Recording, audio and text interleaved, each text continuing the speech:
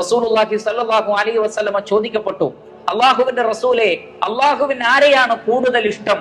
അതേപോലെ തന്നെ അള്ളാഹുവിന് ഏതൊക്കെ പ്രവർത്തനങ്ങളാണ് കൂടുതൽ ഇഷ്ടം? റസൂലുള്ളാഹി സ്വല്ലല്ലാഹു അലൈഹി വസല്ലം അതിന് നൽകിയ മറുപടി, അള്ളാഹുവിന് ഏറ്റവും ഇഷ്ടം, ജനങ്ങൾക്ക് ഏറ്റവും കൂടുതൽ ഉപകാരം ആരാണോ ചെയ്യുന്നത് അവരെയാണ്. അള്ളാഹുവിന് ഏറ്റവും ഇഷ്ടം അൻഫഉഹും ലിന്നാസ്, ഏറ്റവും കൂടുതൽ മറ്റുള്ളവർക്ക് ഉപകാരപ്പെടണം ഒരാൾ.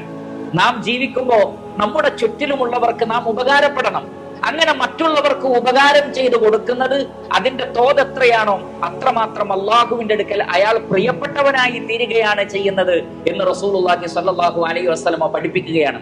അതേപോലെ തന്നെ ഏറ്റവും നല്ല കർമ്മങ്ങൾ ഏതാണ് എന്ന ചോദ്യത്തിന് നബി സല്ലല്ലാഹു അലൈഹി വസല്ലമ നൽകിയ മറുപടി, അള്ളാഹുവിന് ഏറ്റവും ഇഷ്ടപ്പെട്ട പ്രവർത്തനം ഒരു മുസ്ലിമിനെ നീ സന്തോഷിപ്പിക്കലാണ്.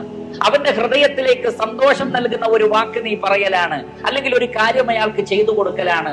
അല്ലെങ്കിൽ അയാൾ വല്ല കടബാധ്യതയുമുള്ള ആളാണെങ്കിൽ അയാളുടെ കടം വീട്ടാൻ സഹായിക്കലാണ്.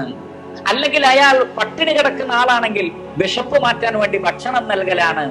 അതേപോലെ തന്നെ മറ്റ് എന്തൊരു പ്രയാസത്തിലാണോ അയാൾ ഉള്ളത് ആ പ്രയാസം നീ നീക്കി കൊടുത്താൽ ഇതൊക്കെ അള്ളാഹുവിന് ഏറ്റവും പ്രിയപ്പെട്ട പ്രവർത്തനങ്ങളാണ്. പല ആളുകളും കരുതിയിട്ടുള്ളത് നമസ്കാരം, നോമ്പ്, അതേപോലെയുള്ള കാര്യങ്ങൾ അത് മാത്രമാണ് മഹത്തരമായിട്ടുള്ളത് എന്നാണ്. എന്നാൽ അതൊക്കെ മഹത്തരം തന്നെയാണ്.